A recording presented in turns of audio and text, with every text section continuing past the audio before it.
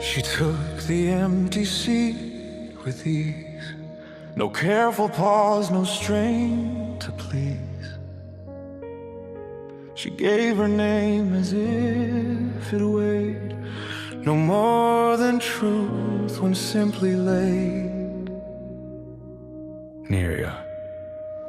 The guilt was loud, too sharp, too near. She felt the tension under fear and asked if I prefer the air.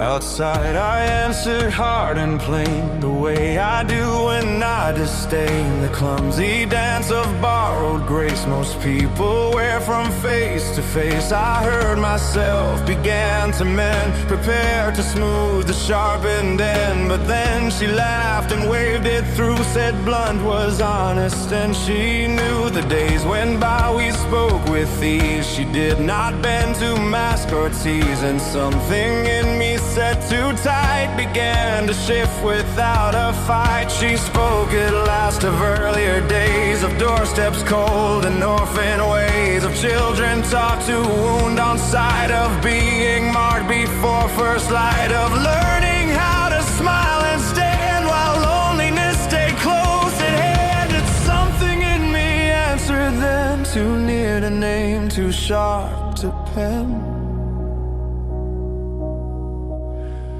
I knew that shape, I knew it well. The guarded rooms where silence fell.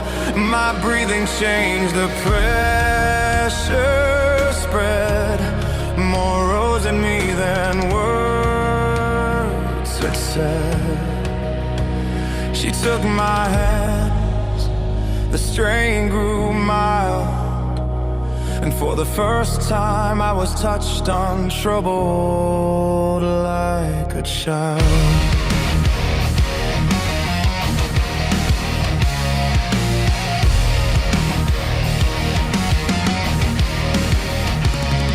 I asked her what that silence meant, what through my skin and pulse had went. She told me then what she could do, take what turns black and make it new. No white-born gift, no Solarian flame, no sacred art they praise by name, but something shaped from scorn and ache, from all the weight they would not take. I almost spoke of what I had, then heard a lyra's care inside. Neria only said I need not tell what I was not yet ready to unveil.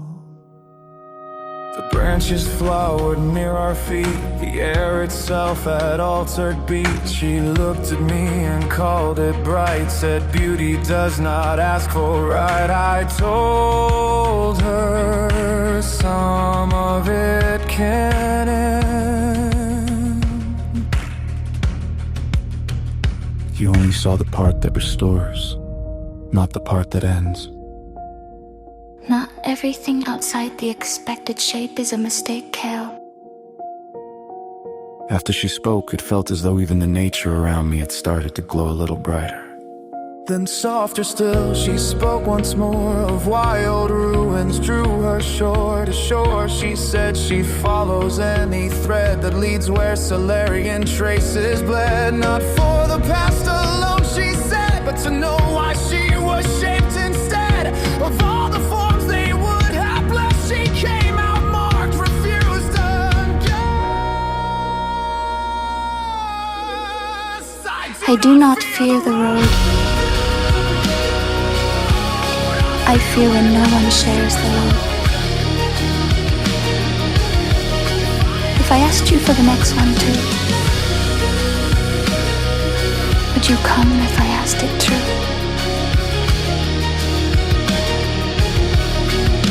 I answered yes before thought began. Some promises are chosen faster than one plan. She found a task the guild had named. Angel lilies half remembered fame. White flowers thought to have long died, still rumored where old sanctums hide. Near black moon's forest pale and far.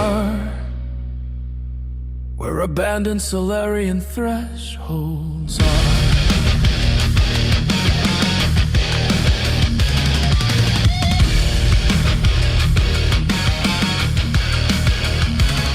I heard the place and understood it might speak to her and to me if it could.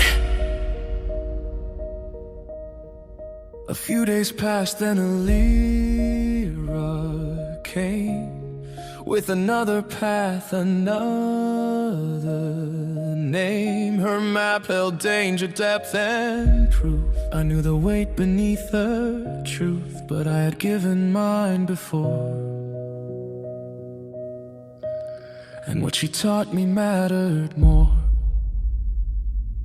A word once given must endure.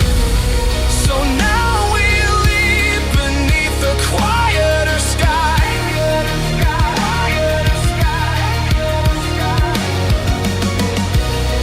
Her step unforced, my answer close by, close by, close by.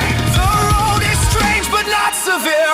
The silence changes when she's near. She speaks with lightness, I reply. No effort now to justify. And as the trees drop thin and wide, something in the air begins to wait beside us. The lilies wait where white roots keep. The old stones watch the lost things sleep. We crossed the last of open ground,